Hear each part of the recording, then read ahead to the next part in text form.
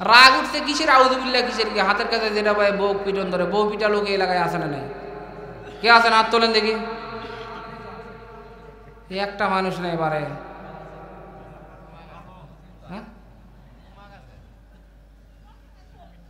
সম্মানিত উপস্থিতি, এলাকায় একটা অনেক সপ্তাহ আল্লাহর ওলি বসে আছে, তাহলে এটা ওয়াজ করে গেলাম। সম্মানিত উপস্থিতি, বউ পিটা মানুষ অনেক জায়গায় আছে। গত বছরে এক জায়গায় গিয়েছিলাম, তারপরে বললেন বউ পিটেন কে কেমন করছে, ইনশাআল্লাহ। কি বলতেছে? ইনশাআল্লাহ আমি আছি। সম্মানিত উপস্থিতি, না আপনি কেন পিটবেন? একটু কম বেশি হতে পারে সংসারের ভিতরে। সম্মানিত উপস্থিতি, রাগ এসেছে, আপনি আউযু বিল্লাহি মিনাশ শাইতানির রাজিম আপনি পড়বেন। মা বোন যারা আছেন, যারা শুনতেছেন, তারাও পড়বেন তো ইনশাআল্লাহ। সম্মানিত উপস্থিতি, 2 নম্বর এবারে চিকিৎসা দিচ্ছি।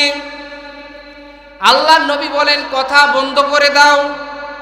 রাগ যখন তোমার এসেছে তখন কথা বন্ধ করে দাও। কারণ কথার নাম লতা। লতা দেখবেন এমনিতেই বাড়ে, সার দেওয়া লাগে না, ওষুধ দেওয়া লাগে না। লতা বোঝেন না? এগুলো বাড়ে না, এমনি বাড়ে না। দেখবেন এক কথা, ছোট কথা, যেটা কোনো ব্যাপারই না, কথা করতে করতে এই কথা সেই কথা, তোর মায়ের বাড়ি আমার মায়ের বাড়ি, তোর মা আমার বাপ, করতে করতে পিটাপিটি শুরু হয়ে যায়। কথা বলেন ঠিক কিনা? হযরতে মারিয়াম আলাইহিস সালামের পিতার নাম হচ্ছে ইমরান। এবারে চিনেছেন না আপনারা? না আরেকটু পরিচয় করে দিই এবার। মারিয়াম আলাইহিস সালামকে ঈসা আলাইহিস সালামের আম্মার নাম হচ্ছে মারিয়াম। তার মানে ইমরান হচ্ছে হযরতে ঈসা আলাইহিস সালামের নানার নাম। এবারে আপনারা চিনে ফেলেছেন না? আল্লাহ তাআলা হযরতে ঈসা আলাইহিস সালামকে দুনিয়ার ভিতরে জন্ম দিয়েছিলেন বাবা ছাড়া। বলেন, বাবা ছাড়া আমার আল্লাহ সন্তান জন্ম দিতে পারে না? পারে না? একটু ধীরে বলেন, পারে না? পারে না? আমার আল্লাহ দেখিয়ে দিয়েছে। দুনিয়ার পিতা যারা, তোরা মনে করো না যে আমরাই সন্তান জন্ম দিলাম।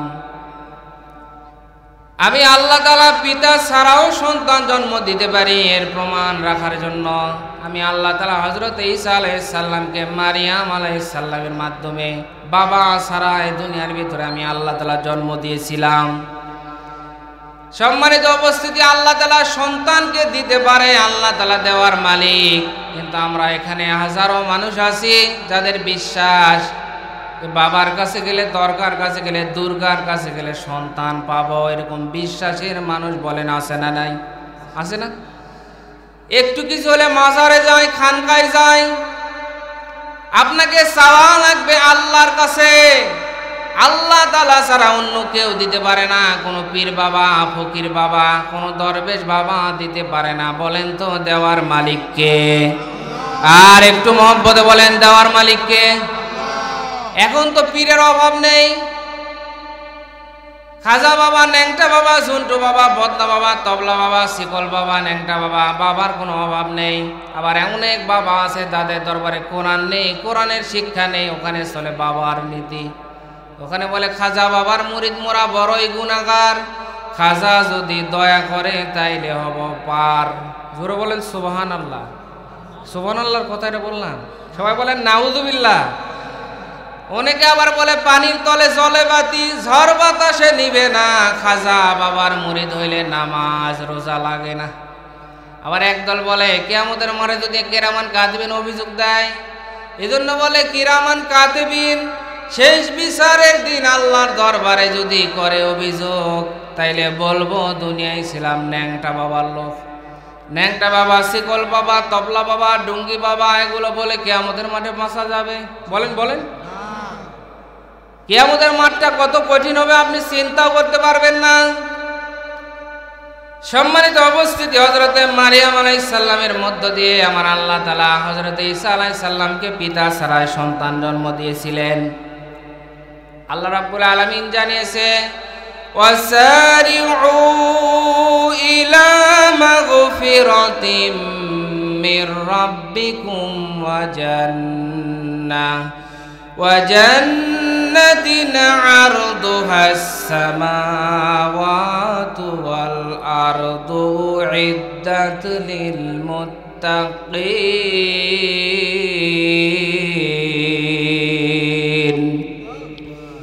4 নম্বর পারা 6 নম্বর পৃষ্ঠা 14 নম্বর রুকুর সূরা আল ইমরানের 133 নম্বর আয়াত। এটা আল্লাহ পাক জানিয়েছেন, ওয়াসারিউ, বান্দা ছোট দৌড়াও, এখানে যতগুলো মানুষ আছেন বলেন তো আমার আল্লাহর হুকুম মানা ফরজ না নফল? বলেন বলেন। আমার আল্লাহ বলেন দৌড়াও ছোট। আল্লাহর হুকুম মানা যদি ফরজ হয় তাহলে এখানে আপনারা বসে আছেন কেন? আল্লাহ দৌড়াইতে বলেছে, ছুটতে বলেছে, আপনারা বসে আছেন কেন? দৌড়ান। এখন বলতে পারেন হুজুর দৌড়াবো ভালো কথা, কিন্তু রাস্তার তো অভাব নেই, ডানে রাস্তা বামে রাস্তা, কোন রাস্তা দিয়ে আমরা যাব? ত্রিমণি বাজারের দিকে যাব না এদিক দিয়ে আমরা এদিকে যাব? আল্লাহ পাক বলেন না বান্দা, এই দর সেই দর না, কোন দিকে যাবে আমি আল্লাহ নিজেই ঠিক করে দিলাম। ইলা মাগফিরাতিম মির রাব্বিকুম ওয়া জান্নাহ। জোরে বলেন আল্লাহু আকবার। আল্লাহ পাক বলেন বান্দা তোমরা রবের ক্ষমা আর জান্নাতের দিকে দৌড়াও। আল্লাহ পাক বলেন ছোট দৌড়াও। আল্লাহ পাককে যদি আমরা বলি আল্লাহ কোন দিকে যাব, আল্লাহ পাক নিজেই বলেছেন রবের ক্ষমা আর জান্নাতের দিকে দৌড়াও। সম্মানিত উপস্থিতি, আমরা কেউ বসে নেই, সবাই কিন্তু দৌড়াচ্ছি। কি দৌড়াচ্ছি না?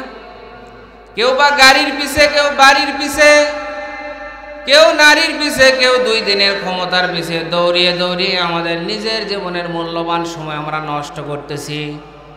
আল্লাহ পাক বলেন বান্দা দুনিয়ার মিছে 2 দিনের দুনিয়ার পিছে দৌড়িয়ে তোমার নিজের জীবনের মূল্যবান সময়কে তুমি নষ্ট করো না, রবের ক্ষমার জান্নাতের দিকে দৌড়াও, যেই জান্নাতের বিশালতা প্রশস্ততা আসমান জমিন পর্যন্ত বিস্তৃত, এর চাইতে বড়। জোরে বলেন আল্লাহু আকবার। সম্মানিত উপস্থিতি, আমাদের জন্য রাস্তা 2টা, একটা ডানের রাস্তা, একটা বামের রাস্তা। ডান দিকে যদি যান তাহলে রবের ক্ষমা আর জান্নাত, আর বাম দিকে যদি যান রবের ক্রোধ, রাগ আর জাহান্নাম। বলেন আমরা যাব কোন দিকে? কোন দিকে? ডান দিকে যাবেন না আপনারা? ডান দিকে গেলে রবের ক্ষমা আর জান্নাত, বাম দিকে গেলে রবের ক্রোধ, রাগ আর জাহান্নাম। আমরা সবাই ডান দিকে যেতে চাই। সম্মানিত উপস্থিতি, আল্লাহ পাক বলেন রবের ক্ষমা আর জান্নাতের দিকে দৌড়াও। রবের ক্ষমা কত বড় জিনিস, এটা তো আমরা বুঝিনি। বুঝেছিলেন হযরত আবু বকর সিদ্দিক রাদিয়াল্লাহু তাআলা আনহু। মসজিদে নববীর ভিতরে বসে থাকতেন। বসে থাকতে থাকতে হঠাৎ করে আবু বকর সিদ্দিক রাদিয়াল্লাহু তাআলা আনহু হাওমা হাওমা করে কান্না করে উঠতেন। সাহাবায়ে কেরাম রাদিয়াল্লাহু তাআলা আনহুম আজমাইনরা বলতো আপনি হঠাৎ করে হাওমা করে কেন কান্না করেন? হযরত আবু বকর সিদ্দিক রাদিয়াল্লাহু তাআলা আনহু বলেন, ও সাহাবায়ে কেরাম, আমি টেনশনে আছি, আমার রব আমাকে ক্ষমা করবে তো? অথচ দুনিয়ার ভিতরে জান্নাতের সার্টিফিকেট পেয়েছিলেন, আমরা সার্টিফিকেট পেয়েছি। বলেন, সার্টিফিকেট পাওয়ার পরেও তারা 24টা ঘন্টা টেনশনও থাকতেন। আমি রবের কাছে কি আমল নিয়ে দাঁড়াবো, রব আমাকে ক্ষমা করবে তো, আমি মাপ পাবো তো? 24 ঘন্টা তারা টেনশনে থাকতেন। আর আমাদের ইমানের অবস্থা, আমলের অবস্থা তো বলাই লাগবে না। সম্মানিত উপস্থিতি, এরপরও আমরা টেনশন নাই, চিন্তা নাই। হযরতে ওমর রাদিয়াল্লাহু তাআলা আনহু রবের ক্ষমা পাওয়ার জন্য রবের টেনশনে, রবের কাছে কি আমল নিয়ে দাঁড়াবে এই টেনশনে কান্না করতে করতে দাড়ি ভিজে বুক পর্যন্ত ভিজে চলে যেত। সম্মানিত উপস্থিতি, ওই ব্যক্তি সফল কাম, ওই ব্যক্তি সফল কাম হবে যারা কিয়ামতের মাঠে রবের কাছ থেকে ক্ষমার ঘোষণা পেয়ে জান্নাতের সার্টিফিকেট পেয়ে জান্নাতি হয়ে যাবে। ওই ব্যক্তি সফল কাম। আমরা সফল কাম কাউকে মনে করি যারা দুনিয়ার ভিতরে বেশি টাকা, বেশি গাড়ি বাড়ি সম্পদ করছে, না, ওই দুনিয়ার ভিতরে সফল কাম হয়ে গেছে। কথা বলেন ঠিক কিনা? সম্মানিত উপস্থিতি, এই জন্য আল্লাহ পাক বলেন রবের ক্ষমার জান্নাতের দিকে দৌড়াও। সম্মানিত উপস্থিতি, আমরা যদি বেঁচে থাকতে, হায়াতের পুঁজি থাকতে যদি রবের ক্ষমার জান্নাতের দিকে না ছুটে নিজের মূল্যবান সময়কে নষ্ট করে সময় থাকতে যদি সোজা না হই, এক সময় আসবে তখন কিন্তু আমাদের সোজা ঠিকই হওয়া লাগবে। যখন মালাকুল মউত চলে আসবে, যখন আমাদের মৃত্যু হয়ে যাবে, তখন আজরাইল আলাইহিস সালাম যখন চলে আসবে, মৃত্যু যখন হয়ে যাবে, তখন গরম পানি করে শেষ গোসল দিয়ে দিয়ে সুন্দর করে সাজিয়ে সাদা মার্কিন কাপড় দিয়ে চকলেটের মতো পেঁচিয়ে 3.5 হাত মাটির ঘর অন্ধকার কবরে রাখবে। কথা বলে না কেন? রাখবে না? অন্ধকার কবরের ভিতরে রাখবে, টান মেরে সোজা করবে। কিন্তু তখন সোজা হয়ে কোনো লাভ হবে না, আপনাকে সোজা হওয়া লাগবে মরার আগে না পরে। কথা বলে। একটা উপন্যাস পড়েছিলাম সাপ আর ব্যাঙের। সাপ আর ব্যাঙের ভিতরে বন্ধুত্ব হয়েছে, দোস্ত। এখন ব্যাঙ ডাক দিয়ে বলে, বন্ধু তুমি যে চলাফেরা করো হ্যাঁকা বাঁকা হয়ে চলো, কেন সোজা হয়ে চলতে পারো না? এখন সাপের লেগেছে রাগ, কেড়ে এটা তো আমার জাতের অভ্যাস, আমার জাত তুলে কথা বললি তোকে শেষ করে ফেলে দিব। যখন তাকে ধরার জন্য গেছে, ব্যাঙ লাফ দিতে দিতে এক লাফ দিয়ে একবারে একটা কূপের কুয়ার ভিতরে গিয়েছে, ডুব দিয়েছে। সাপ এবারে ধারে বসতে গেলে ফুলতেছে, রাগ উঠলে ফোনা তোলে না, ফুসফুস করতেছে। পাশ দিয়ে যাচ্ছে একজন রাখাল, হাতে একটা লাঠিও আছে। সাপকে দেখার পরে আচ্ছা করে মেরে চিন্তা করে সাপকে কোথায় রাখবো, তখন বলেছে রাস্তার ভিতরে নিয়ে গিয়ে একবারে সোজা করে রেখেছে। আমরা আগেও দেখেছি ছোট ছোট ছেলেপেলেরা জঙ্গলার ভিতরে সাপ মারতো, কিন্তু ওই সাপটা জঙ্গলার ভিতরে ফেলে না দিয়ে রাস্তার ভিতরে রাখতো। কথা বলে না কেন? এই রাস্তার তো কৃষক মানুষ ভয় পাবে নিলে। সম্মানিত উপস্থিতি, রাস্তার ভিতরে রেখেছে। কিছুক্ষণ পরে ব্যাঙ এসেছে, আসার পরে দেখে কি বাবার বন্ধু একবারে সোজা হয়ে আসিস। অনেক চেষ্টা করে দেখলেন, তদন্ত করে দেখলেন, না বন্ধু আমার এই দুনিয়ার ভিতরে নেই, মারা গেছে। ব্যাঙ ডাক দিয়ে বলেছিল, বন্ধু সোজা হলি কিন্তু মরার আগে হলি না, মরার পরে হলি। আমরা কিন্তু ঠিকই সোজা হব মরার পরে। এই জন্য আল্লাহ পাক বলে, বান্দা রবের ক্ষমার জান্নাতের দিকে দৌড়াও, যে জান্নাতের বিশালতা প্রশস্ততা তোমরা কেউ চিন্তা করতে পারবে না। সম্মানিত উপস্থিতি, আল্লাহ পাক বলেন উইদ্দাত লিল মুত্তাকিন, আর এই জান্নাতকে বানানোই হয়েছে মুত্তাকিদের জন্য। মুত্তাকি ছাড়া কেউ জান্নাত পাবে না। সুতরাং জান্নাত পেতে হলে আপনাকে মুত্তাকি হওয়া লাগবে। সবাই বলেন তো কি হওয়া লাগবে? আর একটু ধীরে বলেন, কি হওয়া লাগবে? জান্নাতি হতে হলে আপনাকে মুত্তাকি হওয়া লাগবে। আল্লাহ পাকের বর্ণনার ধরন দেখেন কত সুন্দর। আল্লাহ পাক মুত্তাকি হওয়া লাগবে এই কথা বলার পরে পরের দুইটা আয়াতে কি কি গুণ থাকলে মুত্তাকি হওয়া যাবে, এই গুণের বর্ণনা আমার আল্লাহ তাআলা দিয়ে দিয়েছে, যাতে করে বান্দাগুলো বুঝতে পারে যে সে বান্দা এই গুণগুলো অর্জন করে মুত্তাকি হয়েছে কিনা। আল্লাহ পাক পরের আয়াতে পরের দুইটা আয়াত মিলে মুত্তাকিদের 5টি গুণের কথা বলেছেন। আওয়াজ দিয়ে বলেন কয়টা গুণ?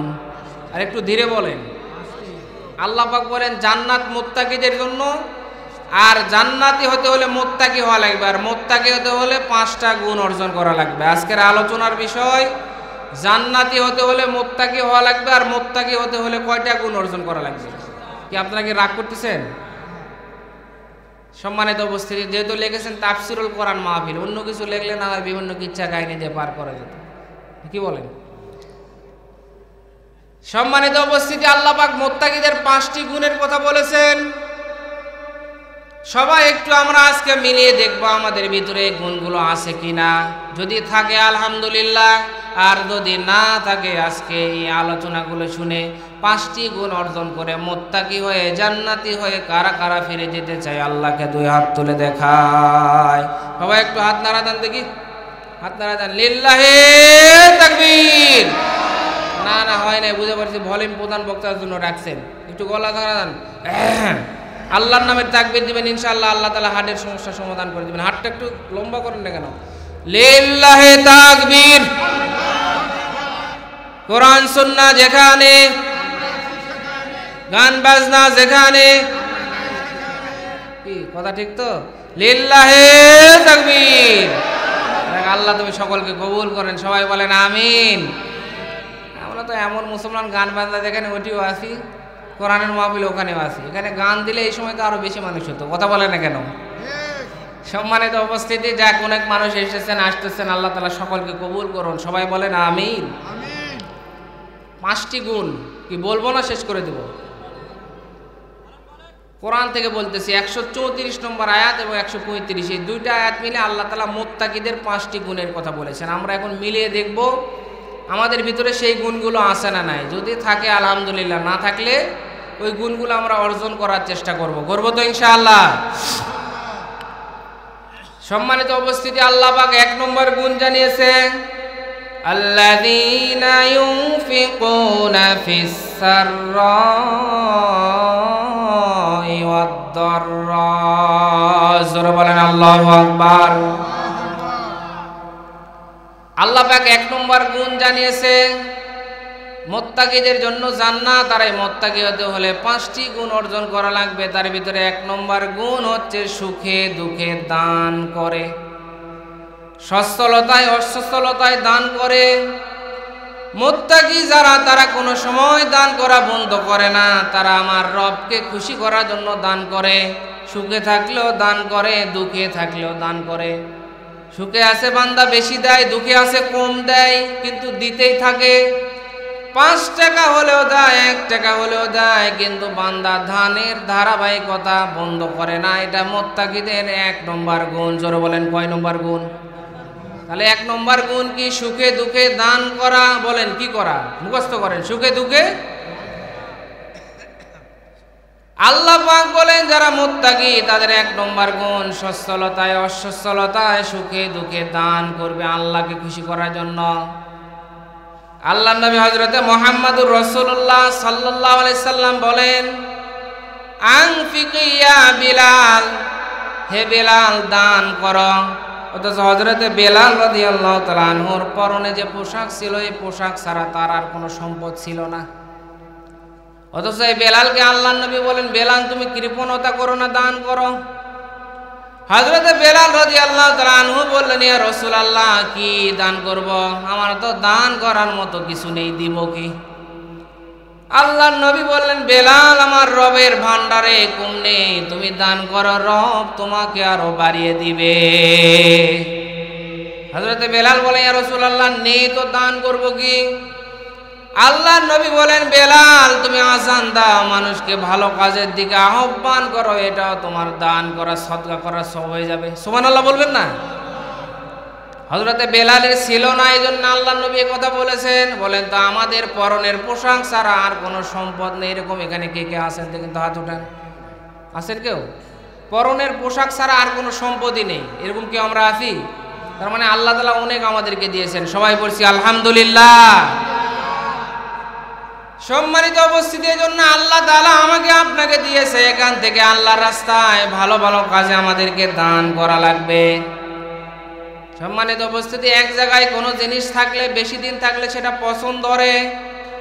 পানিও যদি এক জায়গায় থাকে তাহলে কিন্তু পানির ভিতরে পচন ধরে। লোহা এক জায়গায় বেশি দিন পরে থাকলে লোহার ভিতরে মরিচা ধরে। আর সম্পদ যখন আপনার কাছে থাকবে আর আপনি যখন হাত বদল করে আল্লাহকে খুশি করার জন্য দান করবেন, আপনার সম্পদের ভিতরে আমার আল্লাহ তাআলা আরো বেশি বেশি বরকত দিবে। বলেন সুবহানাল্লাহ। সম্মানিত উপস্থিতি, আমরা দান করি না, আমরা অপচয় করি। কি করি বলেন? অপচয়। দেখবেন বিয়ের অনুষ্ঠানে এখন চিন্তা করতেছে, 300 টাকা দিয়ে দান দিছি। কয়শো টাকা? 300 টাকা দিয়ে দান দিছি, এখন তো 300 টাকা এখন তোলা লাগবে। এখন ভাত টাত নিতে মনে করছে যা আছে, যা রান্না করছে সব তো খাবো। এখন এই চিন্তা করে খাওয়া শুরু করছে, পরে দেখা যাচ্ছে যে আর বাড়তেছে না, অর্ধেক খাবার খায় অর্ধেক রেখে চলে যায়। বলেন এরকম আমরা মুসলমান আছি না নাই? আরে কথা বলেন আছে না নাই? আমরা কি করি? অপচয় করি। নাক ফুরানো অনুষ্ঠান, কান ফুরানো অনুষ্ঠান, নুনু কাটা অনুষ্ঠান, কি নাম বলেন আমরা? সুন্নতি বলেন না? নানান অনুষ্ঠান নামিয়েছি, এগুলোতে আমরা হাজার হাজার টাকা খরচ করি, নষ্ট করি, অপচয় করি, কিন্তু মুত্তাকি হওয়ার জন্য আমরা দান করি না। সম্মানিত উপস্থিতি, একটা কৃপণের উপন্যাস পড়েছিলাম, কি বলবো, আপনারা রাগ করতেছেন? এতটাই কৃপণ, নামাজ জীবনে পড়ে না, বুড়ো হয়ে গেছে, মুরব্বী মানুষ। এখন অনেক মানুষ ধরে যে মেয়ে জামাই হয়ে গেছে, নামাজ না পড়লে কেমন হয়, মানুষের ঠেলায় নামাজ ধরছে। বলেন এরকম মুসল্লি আপনাদের এলাকায় আছে না নাই? নামাজ পড়বে না কিন্তু মানুষের ঠেলায় পড়তে গেছে। তখন যাক একটা পাঞ্জাবি কোনো মতো বানিয়ে নিছে, ওটা দিয়েই নামাজ পড়ে। কিন্তু আল্লাহর কি কাম, দীর্ঘদিন পড়ার পরে পাঞ্জাবিটা পুরাতন হয়ে গেছে। চিন্তা করছে, হাই হাই আমার সব টাকা তো নষ্ট হয়ে গেল রে। কি করছে? পাঞ্জাবির পিছনের অংশ কাটা সুন্দর করে একটা হাত মোছা রুমাল বানাচ্ছে। দীর্ঘদিন ব্যবহার করার পরে রুমালও দেখা যাচ্ছে ধার দিয়ে ছিঁড়ে যাচ্ছে। কি করা যাবে? তো ওটা দিয়ে আবার সুন্দর করে সেলাই করে মাথার একটা টুপি বানাচ্ছে। টুপি বানানোর পরে বাস ওটা পরে নামাজ পড়ে। এখন একদিন টুপিটা খাঁচতে দিছে, শুকাই নাই, নামাজের সময় হয়ে গেছে। স্ত্রীকে বলতেছে, স্ত্রী কি বলে, এই টুপিটা তাড়াতাড়ি করে একটু আগুনের উপরে ধরো, তাড়াতাড়ি করে শুকালে এটা পরে নামাজ পড়তে যাবো। আল্লাহর কি কাজ, হাত ফসকে এখন আগুনের ভিতরে টুপি পড়ে গেছে। বলেন টুপি যদি আগুনের ভিতরে পড়ে পুড়বে না থাকবে? আরে কথা বলেন না কেন, পুড়বে না থাকবে? আল্লাহর কি কাজ, পুড়ে গেছে, তাড়াতাড়ি বলছে এই তাড়াতাড়ি আগুন নিবে, আমার সব সর্বনাশ, সব টাকা তো আমার নষ্ট হয়ে গেল রে। আগুন নিবানোর পরে যে জায়গায় টুপি পরে ছাই হয়েছে ওই জায়গার ছাই তুলা দাঁত মাজতেছে আর কুলি করতেছে আর বলতেছে আমার সব টাকা পানিতে চলে গেল। বলেন এরকম কৃপণ এলাকায় আছে না নাই? আরে কথা বলেন না কেন, আছে না নাই? দিনের ক্ষেত্রে কৃপণতা করি, কিন্তু দুনিয়ার ক্ষেত্রে আমরা উদারতা, অনেক খরচ করি। কিন্তু দান করার কথা বললে, মসজিদ মাদ্রাসা ভালো ভালো কাজের কথা বললে হুজুর টাকা দিলে তো সব আমার শেষ হয়ে যাবে। কিন্তু আবার এই টাকা নিয়ে যায় আমরা বিভিন্ন ব্যাংকে দিয়ে ডিপিএস করে রেখে আসি। কথা বলেন ঠিক কিনা? বিশ্বাস আছে ডিপিএস রাখলে 10 বছর পরে পাবো, কিন্তু আল্লাহর ব্যাংকে জমা রাখলে পাবো, এই বিশ্বাস আমাদের নাই। সম্মানিত উপস্থিতি, 1 নম্বর গুণ, যারা সুখে দুঃখে দান করেন। আল্লাহ নবী, বিশ্ব নবী বলেন, যারা দান করে আমার আল্লাহ তাআলা স্বয়ং তাদের প্রতি খুশি হয়। উপরের হাতকে আমার আল্লাহ পছন্দ করেন নিচের হাতের অপেক্ষা। উপরের হাত মানে দেওয়া, আর নিচের হাত মানে নেওয়া। আমার আল্লাহ তাআলা চাওয়াকে, ভিক্ষাবৃত্তিকে পছন্দ করে না, কিন্তু যারা দেয় আমার আল্লাহ তাআলা তাদের প্রতি খুশি হয়। আল্লাহ নবী, বিশ্ব নবী বলেন, যারা আল্লাহকে খুশি করার জন্য দান করে, মুত্তাকি হওয়ার জন্য যারা দান করে, আমার আল্লাহ তাআলা ওই বান্দার ছোট ছোট দানগুলো আমরা যেমন বাছুর লালন পালন করে ওইরকম করে আমার আল্লাহ তাআলা পালতে থাকে। ছোট দানের সওয়াবগুলো আমার আল্লাহ তাআলা কিয়ামতের মাঠে আমাদেরকে দিবেন উহুদ পাহাড় পরিমাণ। এই সওয়াবগুলো দেখার পরে বলবো, আল্লাহ এত দান তো আমি করি নাই, আমার সম্পত্তি ছিল না। আমার আল্লাহ বলবে, বান্দা ওই কাশিমপুর উত্তরপাড়া তাফসিরুল কোরআন মাহফিলে বসে তুমি যখন শুনেছিলিস মুত্তাকি হতে হলে সুখে দুঃখে দান করা লাগবে, আর তখন থেকে আমি আল্লাহকে খুশি করার জন্য দান করেছিস, আমি আল্লাহ তাআলা তোর ওই দানকে ফেলে রাখি নাই। বাছুর যেমন করে লালন পালন করে বড় হয়, ওখান থেকে বাচ্চা হয় আর অনেক বেশি হয়ে যায়, তোর এই ছোট দানকে আমি আল্লাহ তাআলা পেলে বসে উহুদ পাহাড় পরিমাণ করে তোর আমল নামায় দিয়ে দিয়েছি। জোরে বলেন সুবহানাল্লাহ। এজন্য কাকে খুশি করার জন্য দান করা লাগবে? সবাই বলেন বলেন। মানুষকে দেখানোর জন্য না, আল্লাহকে খুশি করার জন্য দান করা লাগবে। আল্লাহ নবীর কাছে যখন কোনো ভিক্ষুক যেতেন, আল্লাহ নবী খালি হাতে ফিরে দিতেন না। আল্লাহ নবীর কাছে একদিন ভিক্ষুক গেল, যাওয়ার পরে বলেন, ইয়া রাসূলুল্লাহ কিছু দান করেন। আল্লাহ নবী দেখলেন দেওয়ার মতো কিছু নাই। আল্লাহ নবী বললেন, যাও তুমি হযরত ওসমান রাদিয়াল্লাহু তাআলা আনহুর কাছে চলে যাও। হযরত ওসমান রাদিয়াল্লাহু তাআলা আনহুর কাছে ভিক্ষুক চলে গেল। যাওয়ার পরে থেকে হযরত ওসমান রাদিয়াল্লাহু তাআলা আনহু রোদে কিছু শস্য শুকোতে দিয়েছেন। হযরত ওসমান রাদিয়াল্লাহু তাআলা আনহু ওখানে আসেন, আর ছোট ছোট পিপিলিকাগুলো শস্যের ভান্ডার থেকে ছোট ছোট শস্যগুলো মুখে করে নিয়ে যাচ্ছে। একটা পিঁপড়া আর কতটুকুই নিয়ে যেতে পারে? হযরত ওসমান রাদিয়াল্লাহু তাআলা আনহু ওই পিপিলিকার মুখ থেকে ওই খাবারগুলো নিয়ে নিয়ে আবার স্তূপের ভিতরে রাখতেছে। এখন ভিক্ষুক চিন্তা করে, ওরে আল্লাহ, কার কাছে আমাদের নবী পাঠিয়ে দিল? এই মানুষটা এত ডিজিটাল কৃপণ যে মানুষটা পিপিলিকার মুখ থেকে খাবার নিয়ে রাখতে পারে, এই মানুষটা আমাকে দান করতে পারে না। বলেন তো সব ধারণা কি সত্য হয় নাকি? আরে কথা বলেন। ভিক্ষুক চলে গেছে, নাই নাই। পরের দিনে আবার আল্লাহ নবীর কাছে গিয়ে বলে, ইয়া রাসূলুল্লাহ কিছু দান করেন। আল্লাহ নবী আবার বলেন, যাও তুমি ওসমানের কাছে যাও। হযরত ওসমান রাদিয়াল্লাহু তাআলা আনহুর কাছে গেলেন। হযরত ওসমান রাদিয়াল্লাহু তাআলা আনহু তখন যাইতে যাইতে প্রায় সন্ধ্যা লেগে গেছে। হযরত ওসমান রাদিয়াল্লাহু তাআলা আনহু বাড়ির ভিতর থেকে তার চাকর নকরদেরকে ধমক দিচ্ছে, এই এত বড় বাতির সলতা দিলি কেন? সলতা কমিয়ে দে। ভিক্ষুক চিন্তা করে, আল্লাহ এত সম্পদ, একটু বাতির সলতায় তো বড় হয়েছে, একটু আলো বেশি হবে, অসুবিধা কি? এই মানুষ যে কি বোনের কি বোন, এই মানুষ তো আমাকে দান করবে না। না সে এবারও চলে গেলেন। তৃতীয় দিন আবার আল্লাহ নবীর দরবারে এসে বলে, ইয়া রাসূলুল্লাহ কিছু দান করেন। আল্লাহ নবী বললেন, যাও তুমি হযরত ওসমানের কাছে চলে যাও। হযরত ওসমানের কাছে গেলেন। এবারে দেখে হযরত ওসমান রোদের ভিতরে তুলো শুকাতে দিয়েছে। তুলো ছিলেন না আপনারা? তুলের উপরে আবার মশারি দিয়েছে।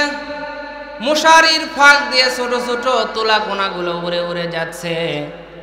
আর হযরত ওসমান ওই ছোট ছোট তুলাগুলো ধরে ধরে আবার মশারের ভিতরে রাখতেছে। ভিক্ষুক চিন্তা করে, ওরে আল্লাহ, কি কি বোনের কি বোন, যাক কৃপণ যতই হোক, আল্লাহ নবী যেহেতু আমার 3 বার পাঠিয়ে দিয়েছে, সুতরাং আমি না চেয়ে আমি এবারে এখান থেকে যাব না। আল্লাহ নবীর সাহাবী হযরত ওসমানের কাছে বললেন, ওসমান তুমি আমারে কিছু দান করো, আল্লাহর নবী আমারে পাঠিয়েছেন। জোরে বলেন, কে পাঠিয়েছেন? আর একটু জোরে বলেন। আল্লাহর নবীর কথা শোনার পরে হযরত ওসমান একটু ভালো করে তাকালেন, কারণ মানুষ কোনো দামি মানুষ যদি কোনো মানুষকে পাঠিয়ে দেয় তাহলে ওই মানুষেরও দাম কিন্তু বেড়ে যায়। কথা বলেন না কেন? প্রধানমন্ত্রী যদি এখানে কাউকে পাঠিয়ে দেয়, প্রধানমন্ত্রী আমাকে এই মাহফিলে পাঠিয়ে দিল একটা নিউজ দিয়ে, আপনারা অন্যভাবে দেখবেন না? আর যদি একা এসে কয় এটি মাহফিল হবে না, তুই কে? কথা বলেন ঠিক কিনা? আল্লাহর নবীর কথা শুনে হযরত ওসমান ভালো করে দেখলেন, আল্লাহর নবী বিশ্ব নবী পাঠিয়ে দিয়েছেন, সুতরাং সাধারণ ছোট কোনো দান করা যাবে না। কারণ সাহাবায়ে কেরামরা আল্লাহর নবীকে নিজের জীবনের চাইতে বেশি ভালোবাসতেন। সম্মানিত উপস্থিতি, সাহাবায়ে কেরামরা কত বেশি ভালোবাসতেন। নবী প্রেমের ঘটনা যদি আমি বর্ণনা করি 2 ঘন্টা 5 ঘন্টা এমনকি সারা জীবন বর্ণনা করে নবী প্রেমের ঘটনা আমি বর্ণনা করে শেষ করতে পারবো না। সম্মানিত উপস্থিতি, একটা এক্সাম্পল দিই। হযরতে আবু বকর সিদ্দিক রাদিয়াল্লাহু তাআলা আনহুর ছেলে প্রথমে ইসলাম গ্রহণ করে নাই, পরে গ্রহণ করেছে। ইসলাম গ্রহণ করার পরে হযরতে আবু বকরের সাথে গল্প হচ্ছে, আব্বা আমি ইসলাম গ্রহণ করার আগে কাফেরের সৈনিক হয়ে গিয়েছিলাম, আর তুমি ইসলাম গ্রহণ করার কারণে রাসূলের সৈনিক হয়ে গিয়েছিলেন। আমি একবার সুযোগ পেয়েছিলাম, তরবারির নিচে আপনি পড়ে গেছেন, কিন্তু মারবো আপনি বাবা, আপনার দিকে তাকিয়ে বাবা বলে আমি আপনাকে ছেড়ে দিয়েছি।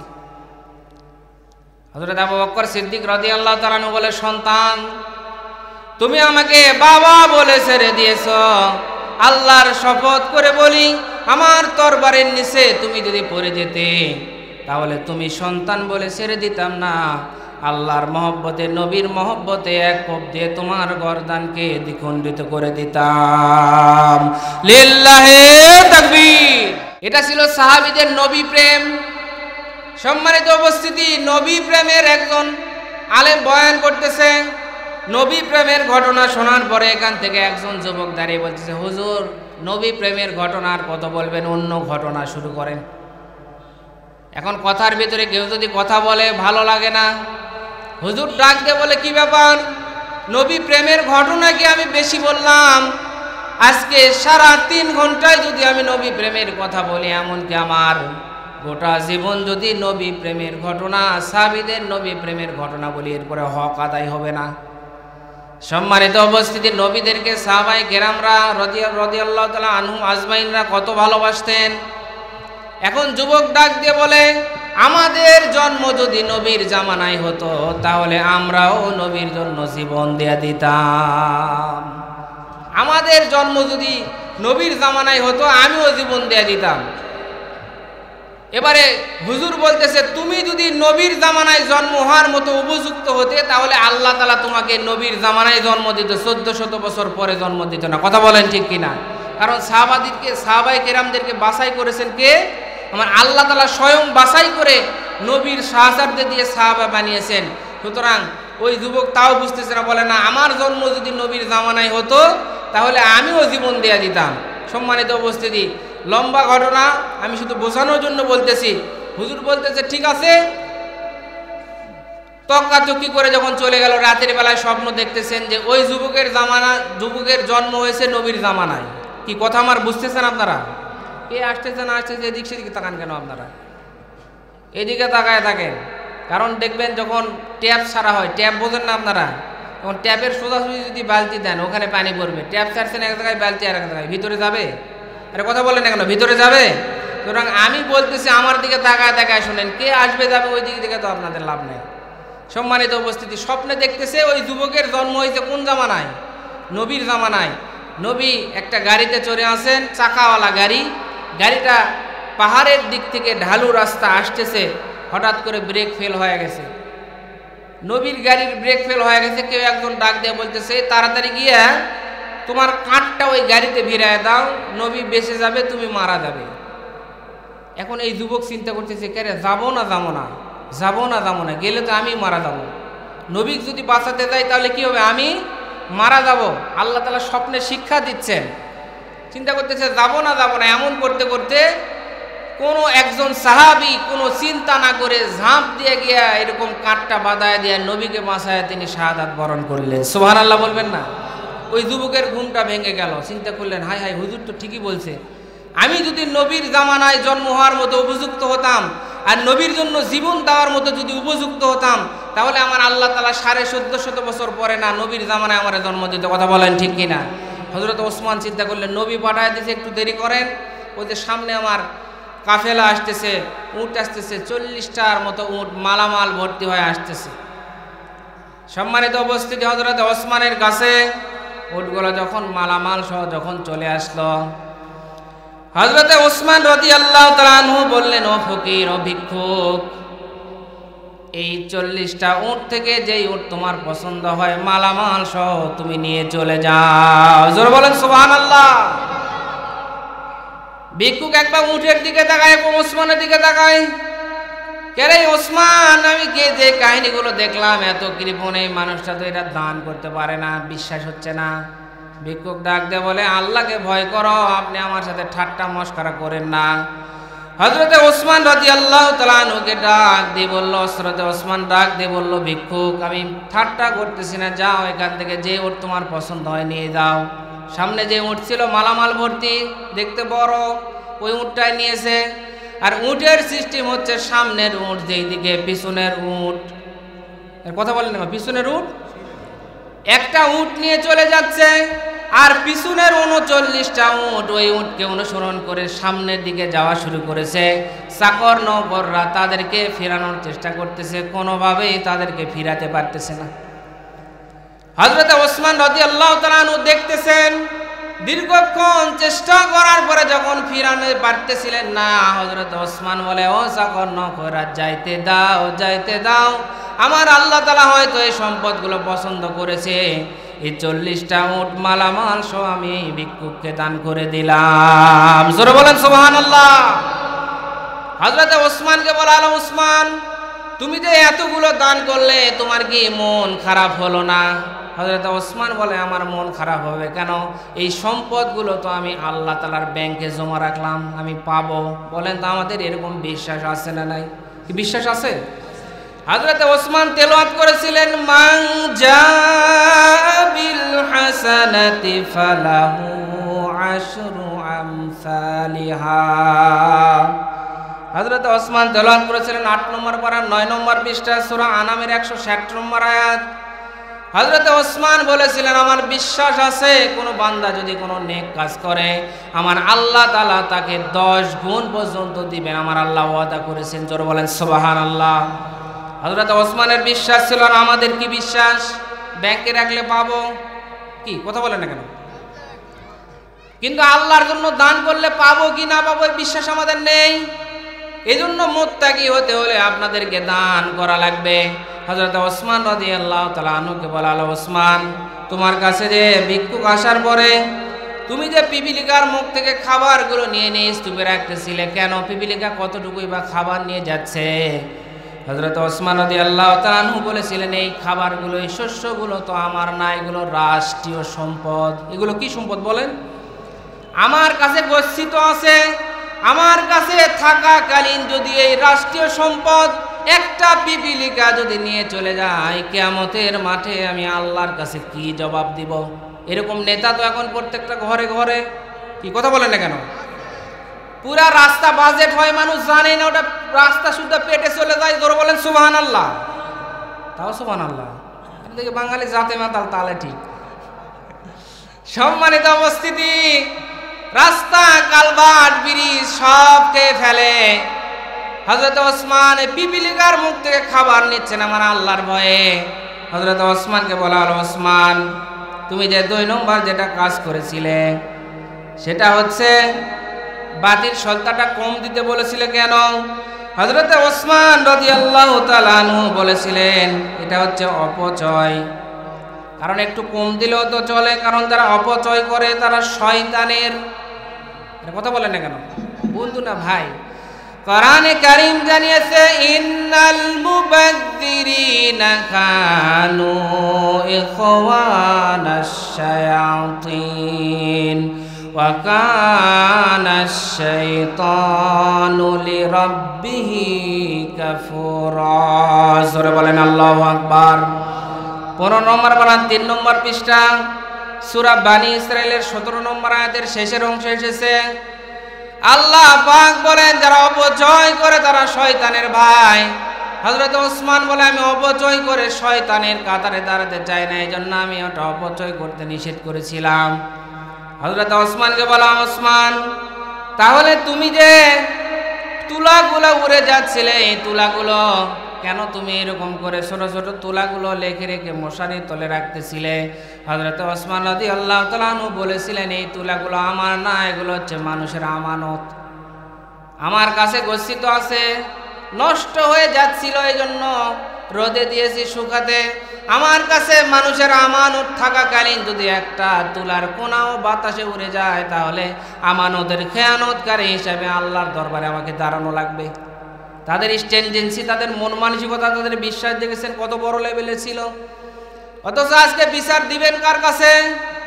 বাগানের ভিতরে মালিক গেছে, যাওয়ার পরে দেখে ছোট্ট একটা বাচ্চা ব্যাগ নিয়ে আম চুরি করতেছে। বাগানের মালিক বলে, এই নাম, আয় তোর বিচার হবে তোর বাপের কাছে নিয়ে যাবো। বলেন তো এই কথা শুনে ছোট্ট বাচ্চা হাসার কথা না কান্না করার কথা? কান্না না করে হাসতেছে। বলে এই তোর কি লজ্জা নেই, হাসিস কেন? ডাক দিয়ে বলে, চাচা আপনি আমার আব্বার কাছে কি আর বিচার নিয়ে যাবেন? আমি তো ছোট গাছে ব্যাগ নিয়ে ওই যে বড় গাছে তাকায় দেখেন আমার আব্বা বস্তা নিয়ে আম চুরি করতেছে। আপনি বিচার দিবেন কার কাছে? যত উপরে যাবেন ততই সমস্যা, আর আমি নিচে নামলাম না।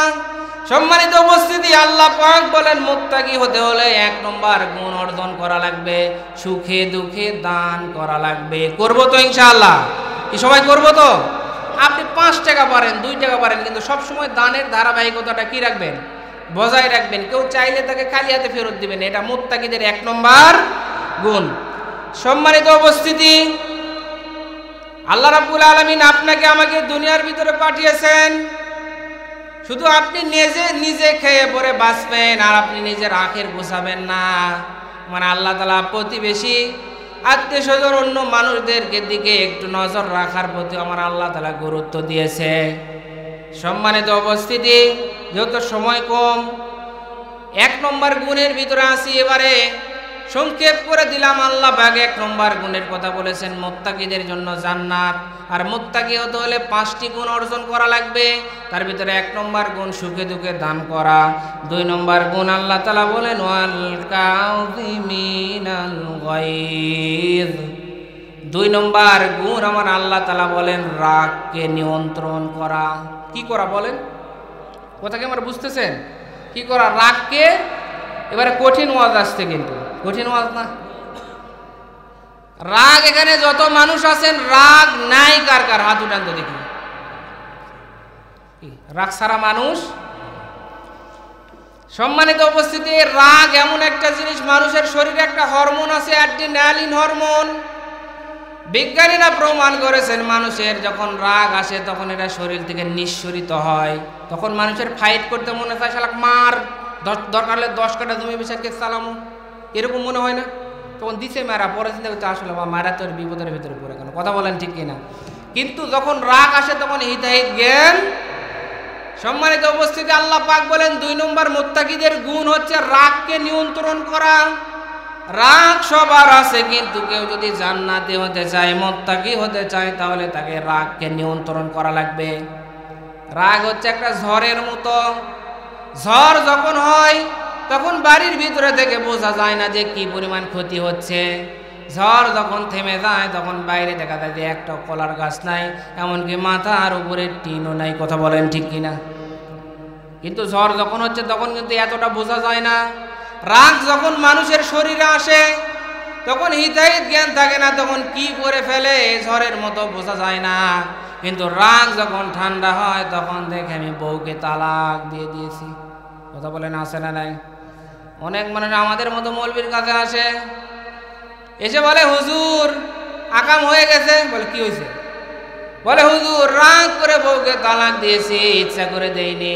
আমি বলি মানুষ কি ইচ্ছা করে ভালোবেসে বউকে তালাক দেয় নাকি? বউ আই লাভ ইউ, তোকে আমি ভালোবাসি, তোকে তালাক, এই কথা বলে? কথা বলেন? মানুষ তো রাগ করে তালাক দেয়, কথা বলেন ঠিক কিনা? কেউ যদি রাগ করে বিষ খায় মরবে না? মরবে না? রাগ করে বিষ খেলেও মরবে, হাসতে হাসতে বিষ খেলেও মরবে। সুতরাং কেউ যদি হাসতে হাসতে তালাক দেয় তবুও তালাক, কেউ যদি রাগ করে বউকে তালাক দেয় তবুও তালাক। সম্মানিত উপস্থিতি, এই জন্য আমাদেরকে খেয়াল রাখা লাগবে। আজকে একটু মারামারি হয়েছে, রাগারাগি হয়েছে, সঙ্গে সঙ্গে আপনি এত বড় সিদ্ধান্ত নিতে যেন না, কারণ এই স্ত্রীর অনেক ভালো অবদান আপনার জীবনের ভিতরে আছে। আল্লাহ পাক জানিয়েছেন, ওয়ালা তানসাবুল ফাদলা বাইনাকুম ইন্নাল্লাহা বিমা তা'মালুনা বাসীর।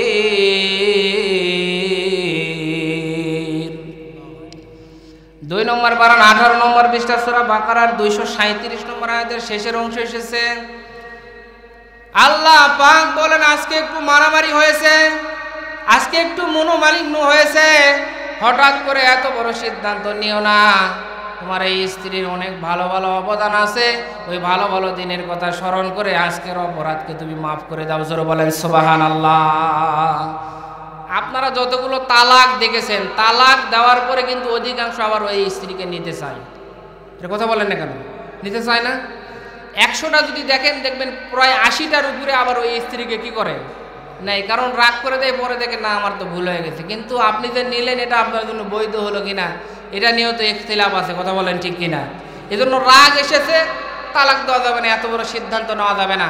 আল্লাহর নবী বলেন যে লাইসা শাদীদু বিসসুরা, ওই ব্যক্তি শক্তিশালী নয় যে ব্যক্তি কুস্তি করে বক্সিং খেলে আরেকজনকে হেরায়া দিল। কথার দিকে খেয়াল করেন, আল্লাহর নবী বলেন ওই ব্যক্তি শক্তিশালী নয় যে ব্যক্তি আরেকজনকে কি করলো, কুস্তি খেলা কি করলো, হেরায়া দিল। বরং ওই ব্যক্তি শক্তিশালী যে ব্যক্তি রাগের সময় নিজের নিয়ন্ত্রণ করতে পারলো। সুবহানাল্লাহ বলবেন না? নবী কত বড় ওজনের কথা বলছে, খেয়াল করছেন? যে শরীরের শক্তি আসল শক্তি না, রাগের সময় নিজের নিয়ন্ত্রণ করতে পারা, এই শক্তি হচ্ছে আসল শক্তি। কথা বলেন ঠিক কিনা? সম্মানিত উপস্থিতি, এই জন্য আমাদের 2 নম্বর মুত্তাকিদের গুণ, রাগকে নিয়ন্ত্রণ করা লাগবে। আমাদের রাগ সবার আছে, কিন্তু রাগ আসলে হঠাৎ করে কঠিন সিদ্ধান্ত নেওয়া যাবে না, মারামারি করা যাবে না, মার্ডার করা যাবে না। রাগ আসলে আপনি যদি মুত্তাকি হতে চান তাহলে আপনাকে অবশ্যই রাগকে নিয়ন্ত্রণ করা লাগবে। সম্মানিত উপস্থিতি, রাগ সবার ছিল, আছে, থাকবে। আল্লাহর নবীরও কিন্তু রাগ ছিল, কি ছিল না? কথা বলেন না কেন? আল্লাহর নবীরও মানুষ হিসাবে রাগ ছিল। আল্লাহর নবীর কাছে একজন বেদুইন ভিক্ষুক আসলো, তাদের তো তেমন শিক্ষা দীক্ষা ছিল না। আল্লাহর নবীর কাছে আসার পরে এরকম একটা ধারে খসখসা ডিজাইন করা চাদর আল্লাহর নবীর গলায় ঝুলানো ছিল। আল্লাহর নবীর দরবারে বেদুইন ভিক্ষুক এসে চাদর ধরে টান দিল, মুহাম্মদ আমারে কিছু দান করো।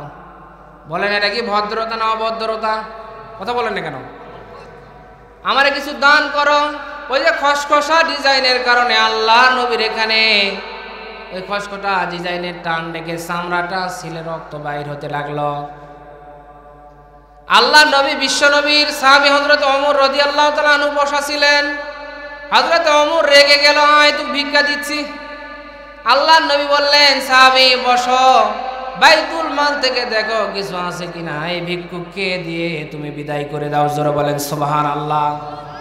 আল্লাহর নবীকে শারীরিক মানসিক নির্যাতন এত করা হয়েছে, এরপরে আল্লাহর নবী রেগে যায়নি। তায়েফের ময়দানে আল্লাহর নবীকে এত আঘাত করা হয়েছে, আল্লাহর নবী যদি বদদোয়া করতেন গোটা তায়েফবাসীকে আমার আল্লাহ তাআলা নিমিষের ভিতরে ধ্বংস করে দিত। কিন্তু আল্লাহর নবী বদদোয়া করে নাই। খেয়ে না খেয়ে দিন প্রচারের কাজে নিজেকে দিয়েছ বিলিয়ে, তায়েফের কাফেরেরা চিনল না সে আলো, দুষ্টু ছেলেদের পিছু দিল লেলিয়ে, পাথরের আঘাতে ক্ষত বিক্ষত হয়ে সারা শরীর থেকে রক্ত ঝরে। সবাই একটু বলেন না, হে রাসূল তোমাকে ভুলি আমি কেমন করে, হে রাসূল তোমাকে ভুলি আমি কেমন করে।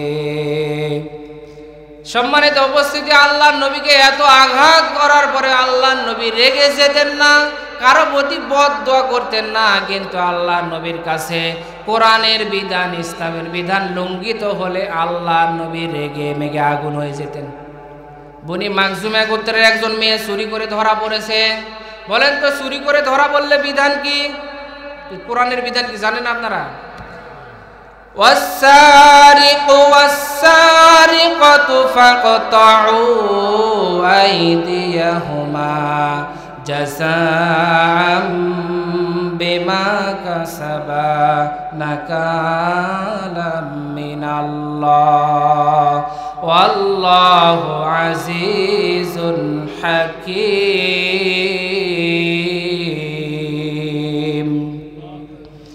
6 নম্বর পারা 13 নম্বর পৃষ্ঠা সূরা মাইদার 38 নম্বর আয়াতের শেষের অংশে এসেছে, আল্লাহ পাক বলেন কেউ যদি চুরি করে ধরা পড়ে তার বিধান হচ্ছে হাত কেটে দেওয়া। সম্মানিত উপস্থিতি, কোরআনের বিধান আজকে না থাকার কারণে বলেন তো চুরির সংখ্যা কম না বেশি? আর কথা বলেন। সম্মানিত উপস্থিতি, চুরি করার অপরাধে মানুষের হাতগুলো যদি কোরআনের বিধান দিয়ে বিচার করে কেটে দেওয়া হতো তাহলে বাংলাদেশের অনেক উচ্চ পর্যায়ের দায়িত্বশীলদের হাতও কাটা লাগতো। আর কথা বলেন না কেন?